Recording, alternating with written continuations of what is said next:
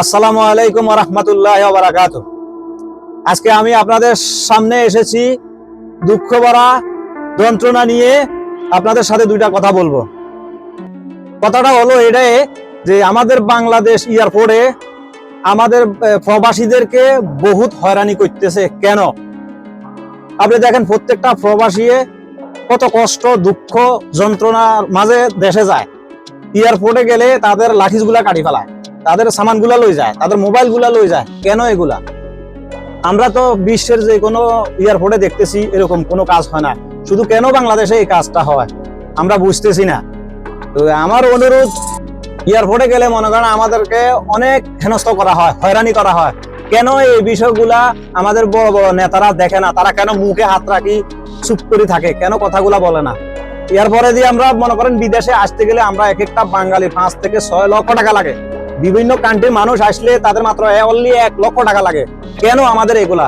আমরা এই দেশে আসার পরে অনেক ধরনের কারো ভিসা থাকে না, একামা থাকে না, লাঞ্ছিত হয়। এগুলা আমাদের বাংলাদেশ দূতাবাস বরাবর দেখে না।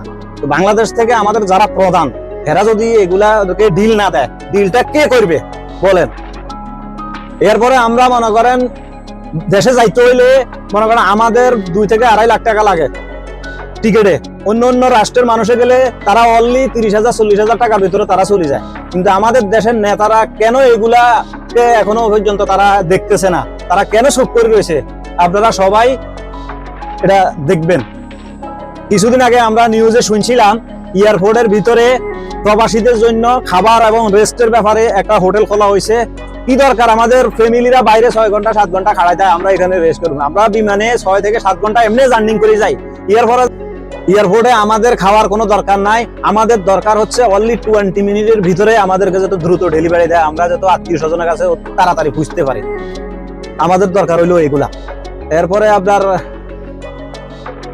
আমরা 9 কোটি প্রবাসীরা আবদার জানাচ্ছি সরকারের কাছে, আমাদের টিকিট, পাসপোর্ট সবকিছু যত অতি তাড়াতাড়ি হয়রানি যত এয়ারপোর্টে বন্ধ করে, এরা যত দ্রুত ব্যাগে এটা নজরদারি করে, এটা আমরা বাংলাদেশ সরকারের কাছে আবেদন জানাচ্ছি যত অতি দ্রুত আমাদের 9 কোটি প্রবাসীর পক্ষ থেকে এটার একটা ফয়সালা করে বিমানবন্দরে। আর দ্রুতভাবে যদি এটা সমাধান না করা হয়, আমরা 9 কোটি প্রবাসী একসাথ হয়ে আমরা দেশের রেমিটেন্স পাঠানো বন্ধ করে দিব। যখন আমরা টাকা বন্ধ করে দেওয়া হবে, রেমিটেন্স বন্ধ করে দেব, তারপরে আপনারা দেখতে পারবেন আপনারা এয়ারপোর্টের শ্রমিকদের কিভাবে বেতন দেন, আমরা দেখবো ইনশাআল্লাহ। আসসালামু আলাইকুম ওয়া রাহমাতুল্লাহ।